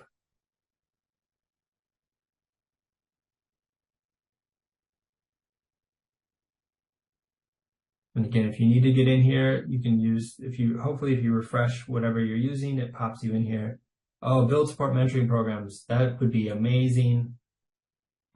Especially cross-age mentoring programs, by the way, have a lot of research support. Same-age mentoring programs, not so much, but cross-age or bringing in like fraternities and sororities, and especially our African-American fraternities and sororities that are focused on building in this hope would be incredibly powerful.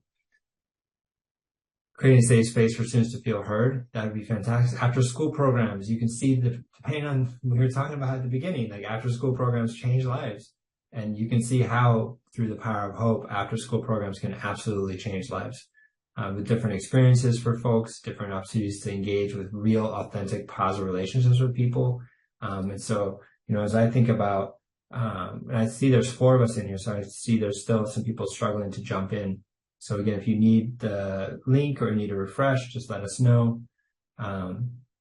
Sharing ways to enhance willpower, provide resources to improve willpower.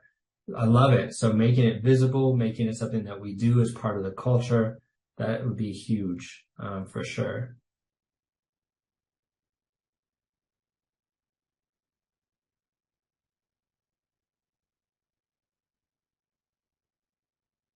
Other ideas? Any ideas? I think there's 5 of us in here now. Centering hope. Parents can see success as you stay in points. I also would encourage us to use Class Dojo for like sending out just short. I know that teachers are overwhelmed, but if we're talking about buffering mental health, we're talking about that authentic relationship. And so there's just quick communications around something that we saw our students do that was amazing. And maybe even prompts to like, hey, talk to your student about their purpose, like their why. And that may sound a little bit too strange, but if you unpack it, like talk to your student about something they love doing. Talk to your student about a conversation we had in class today about their future selves. Talk to your student today about, you can send little quick notes home through Class Dojo that recenters hope and decenters the impact of high stakes testing, because again, high stakes testing is not predictive or as predictive as other things of post-secondary success or future earning power or life happiness, for example. And so really centering in the things that we know matter. And then this question is about, of course, these interventions might look different across communities, and they might not, but I think about emphasizing, for example, spiritual traditions may look the same around all sorts of communities, but it may look different. It also may look different if we honor and create access. Thank you. Host a family night at school, definitely. Also, how do we create family access for folks that aren't going to be able to come to school? And so thinking outside the box for families where folks are working 3 jobs or are on a 3rd shift or 2nd shifts and aren't able to get to our schools when we have them open. So being really creative with our family stuff. And I think we have 3 people in here. So this is our last slide, folks. I know that we're getting fatigued on a Friday afternoon at 2:30. I appreciate you hanging with me throughout this whole process.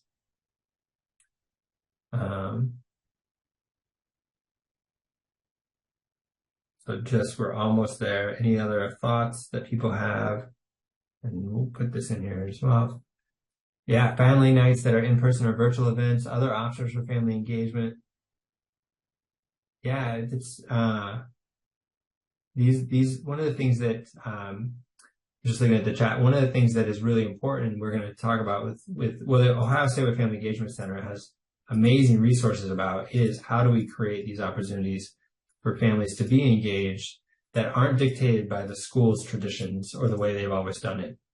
Excuse me. And so I think that's a huge point. Thanks, Nicholas. Inclusivity of various cultures, even with the same race and ethnicities.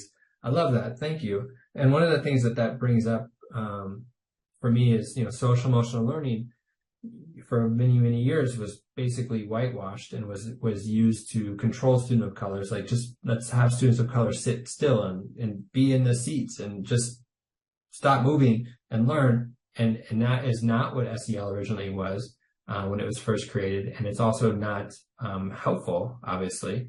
And so one of the things that you wrote on there, focus on inclusivity of various cultures, we also need to build in cultural pride and cultural reinforcement and those types of community around different ethnicities and emphasizing ethnic identity and reinforcing that type of cultural pride. And that will increase hope. As we know, it increases all sorts of other great outcomes, as well as community. So there's really a lot to do across communities, a lot of different cultural strengths and assets to bring in, to emphasize, that I think is really exciting to build hope. So thank you for all of these ideas. And we have some ideas that we're going to share with you as well. And as we share them, I know we're in our last half hour. So again, there's a great,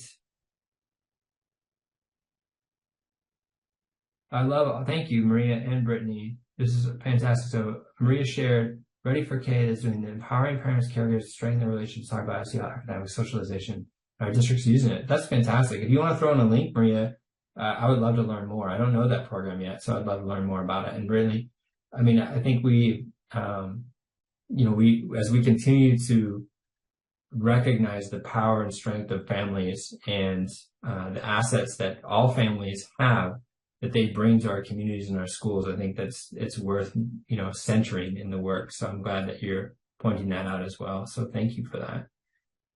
So as we drive this home, we're going to just do two last activities in our last 20 minutes together. One, so how do you put all this together? So how do you foster hope and build protective factors by leveraging school-family partnerships?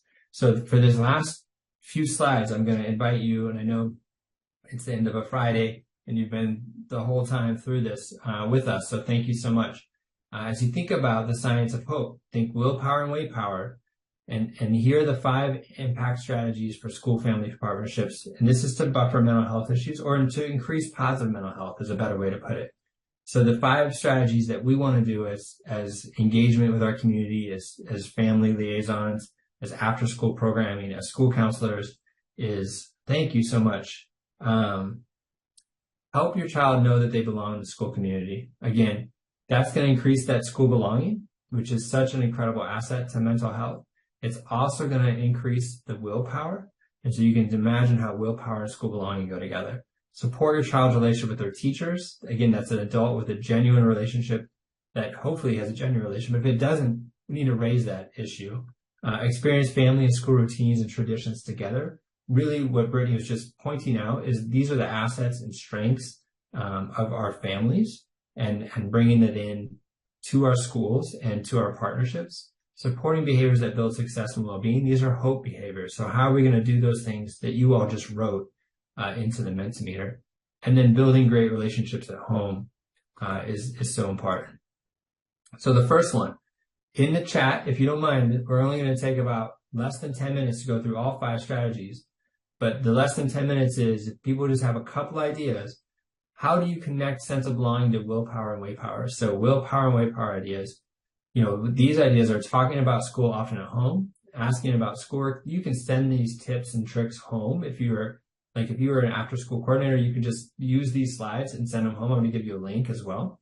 And if you're someone who's a family liaison, you could really support your family's encouragement of the student to get involved in any extracurricular activity. This is not sports. This is anything. Because we know when extracurricular activity engagement goes up, school belonging goes up. And we know when we create those positive relationships with peers, then mental health issues, positive mental health is increased. So when you think about this, which of these ideas, or if you have a different idea, might increase willpower or way power as we try to increase school belonging through this strategy? Helping your child know they belong in the school community. Anybody have ideas?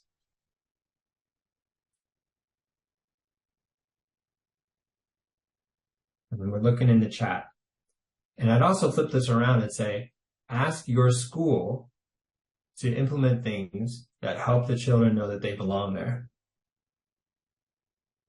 Demand that of our schools.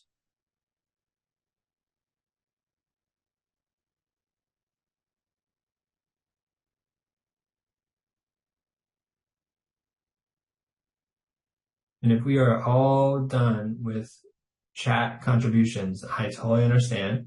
And we'll go through these in just a few minutes. Read newsletters that they come home with and bring up at least one item from the kids when they come home. That's a great one.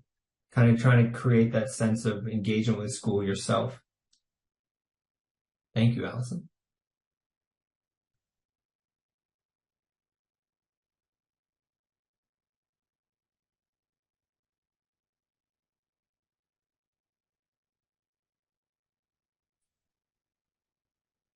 Validate the emotions that children bring home from school. That may help with their feelings that they can be authentically engaged in school. Strategy 2, support your child's relationship with their teacher. How does it relate to willpower and way power? So like ask your child which teachers or adults at school they know and feel supported by. Make sure the teacher or school counselor knows if your child feels lonely or unwelcome at school. So I think about, if I was a school counselor and I was using that hope scale, I might be able to identify which kids are feeling disconnected a little bit more than others. And so it would help me to have like a little bit more of an idea of who needs tier 2 small groups and other things like that. So any ideas around building willpower, way power with the teacher-student relationships?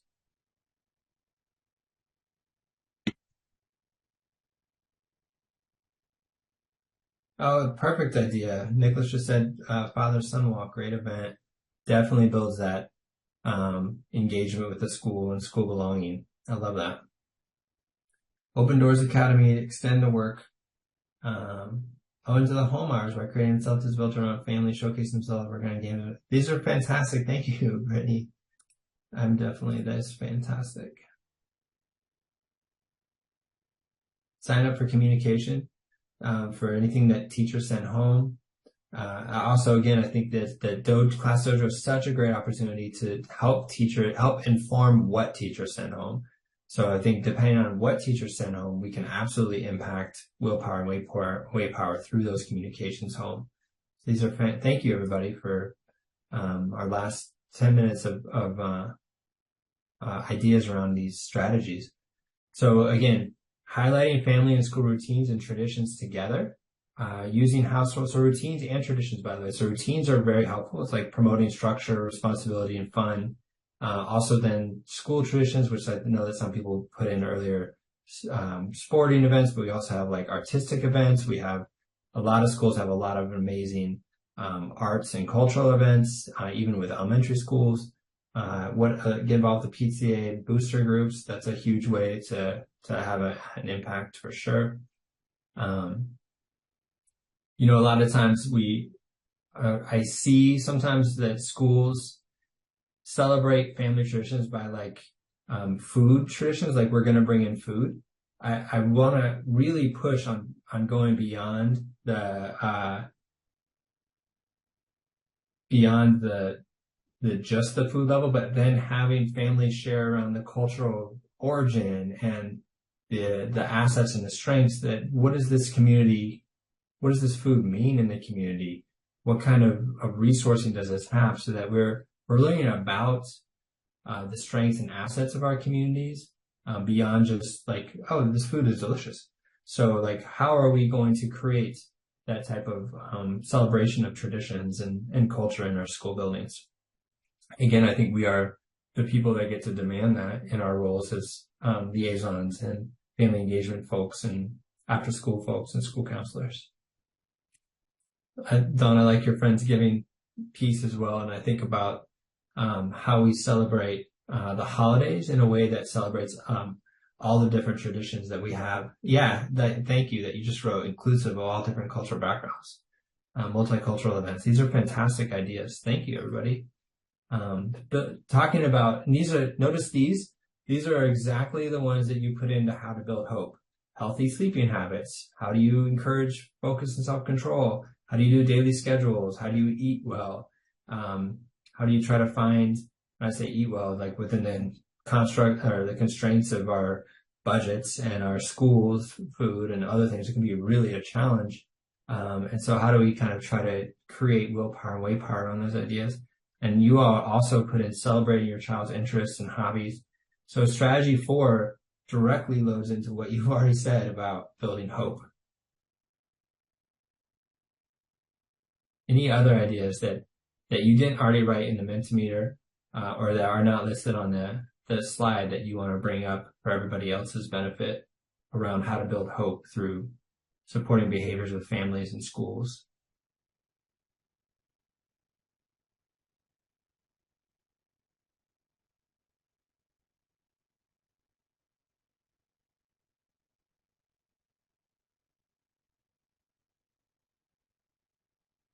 All right, last one. For these 5 high impact strategies that we can use to build really strong school and family collaborations, as well as building hope in our students, building those good relationships at home. So I like even the idea of Friendsgiving at this one. What other things, and also this would go, I think, and Nicholas has said father-son walk. Even though it's at school, it still kind of builds that relationship between you and your child. So other ideas for building these positive relationships at home that people want to put in to increase willpower and way power.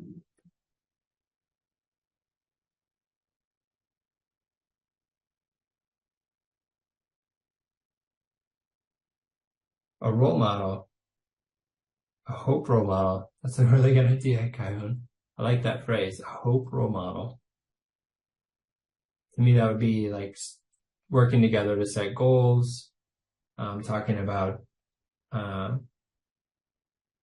different ways to achieve those goals, daily affirmations via text to family members and during opening circle for scholars, helping them they're seen and appreciated. Love that. Annual traditions that make special days, holidays meaningful.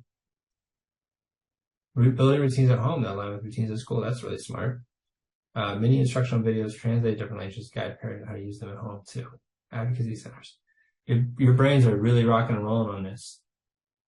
All right, so I appreciate everybody's contributions. We're going to do one thing together to show just the power of hope and how hope can change really quickly. And that is, if you don't mind, if you would humor me with one last thing, and then we'll call it an afternoon. Building hope.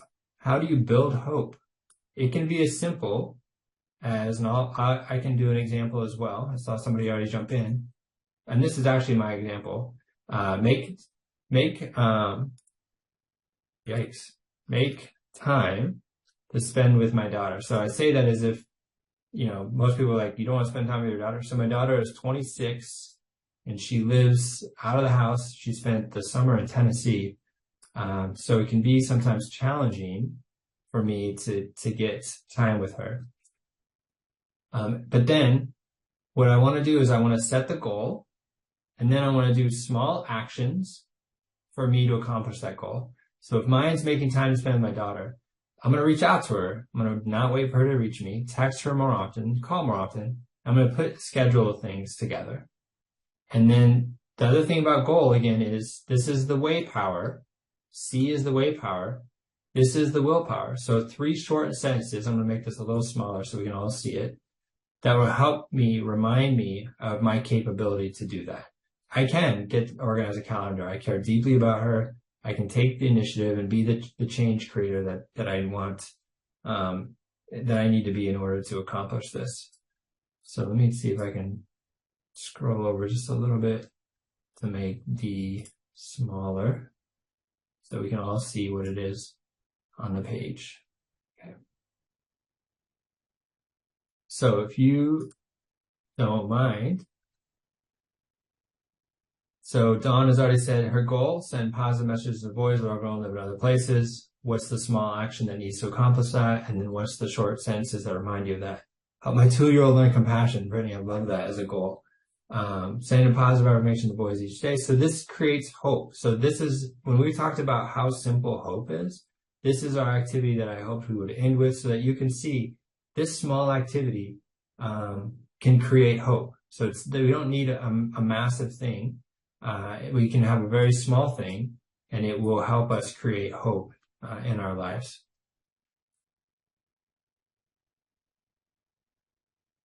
What is another goal that I want? Let's see.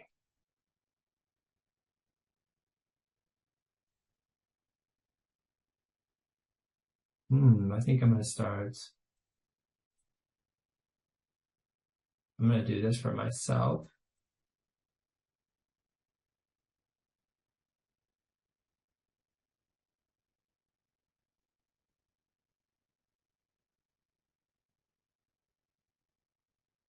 Oh, I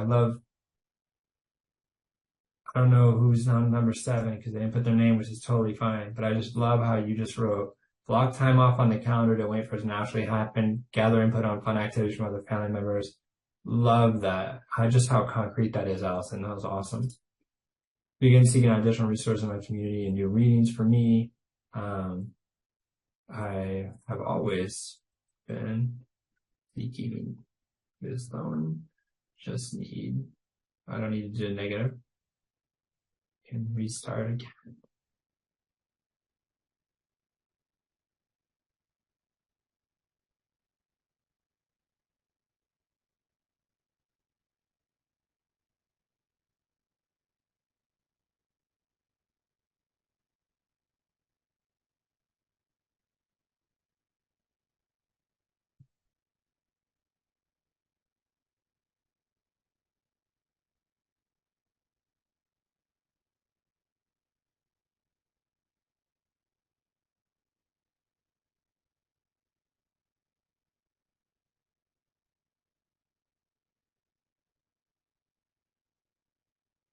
Thank you, everybody. I love that.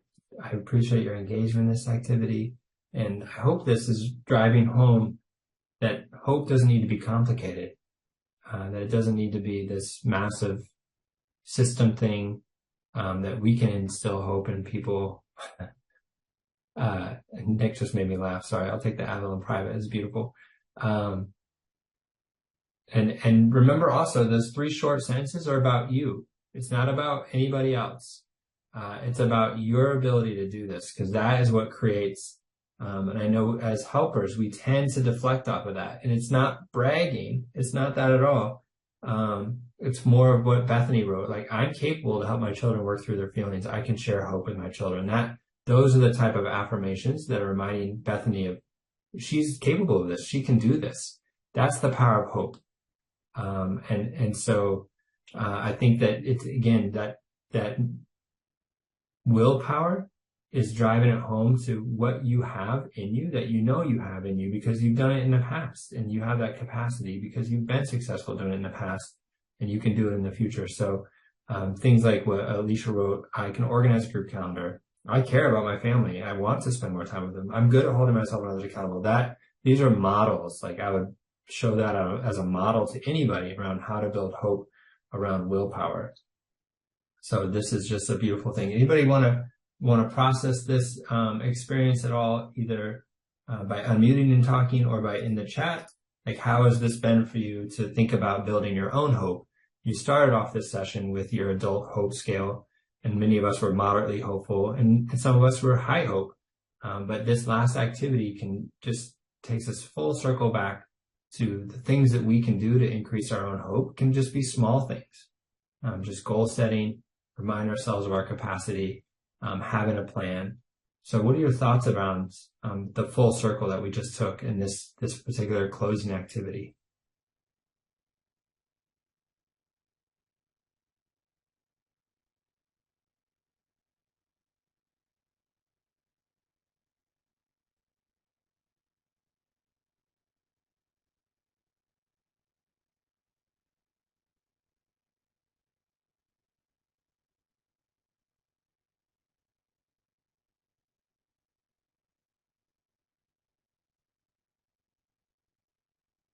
I'll wait about 10 more seconds. I understand that the chat, the end of the day can be tiring to keep contributing through. Love it. Thank you both, Brittany and Allison. I think that Brittany, it is, as someone that with high hope, it's not just that other people get to take, your energy and build from you. It's that you also have the right to surround yourself with individuals that give you hope and what that looks like. And Allison, you're absolutely right. I mean, I love that about hope. It's small steps. It's not anything massively changed. And I'm glad that you found this an interesting engagement, Nick. Yeah. And Maria, I think one of my takeaways around that is it's a no-lose situation for us because the result of engaging families in hope is the increase in academics. It doesn't work both ways. What I mean by that is we can engage, yeah, absolutely. We engage families in academics and our schools focus on academics. It does not nurture hope. That does not nurture their future necessarily. It just can be dispiriting over and over again. We build hope. It absolutely increases academics and it changes their futures. So it's a no-lose situation for everybody in the sense those that are prioritizing academics, you get that as an outcome. However, those of us that care about the holistic health of our kids and their futures, hope is a better predictor of that. So that's where we should invest our time and everything else will kind of ripple effect out of that. So thank you, Maria. I think that for me, that's one of my favorite aspects of this work. Well, I really want to thank you all on a Friday afternoon for engaging with us through this project. In the slide deck, we've linked some research for you, some resources for you. The 5 main takeaways are out of this project that was completed around with the Ohio Soy Family Engagement Center. Some of these things are linked here. So you have this in the slide deck. You can give these tips for families on how to build positive mental health. This is just the positive mental health, so it's not the hope stuff. So you have that now from the slide deck, and that's yours to use and your own work. And there's all sorts of other resources on the website, lots of video series. If you've not been there to explore as a school counselor, I highly encourage you. It's my favorite it's my favorite statewide. I'm going to stop talking on that. It's my favorite family engagement resource that I know of in the entire country. So I encourage you to explore it. That is the end of our presentation and our engagement today. We have ended 5 minutes early. So if anybody has any questions or wants personal, hey, I have a question about this, we're happy to stay for the 5 minutes afterwards. Thank you for your time today. Really appreciate it. I'll leave this slide up for you to have our emails if you want to reach out. And of course, again, you can always reach out to the Ohio State Family Engagement Center as well. But thank you so much for hanging out with us on Friday afternoon. And we really appreciate your engagement with all those activities have been fantastic. So thank you so much. And best of luck with all of your work. Thank you, Brett and Gayun, for sharing your time and knowledge with us today. I have posted in the chat the link to the survey. Please fill that out at the end of this session, since this is the end of the summit. And also you can follow us on Twitter and follow the other conversations at #OHSummit23. And you can also, in the sometime next week, probably the end of next week, all slides and resources for this summit will be on the website. Thank you.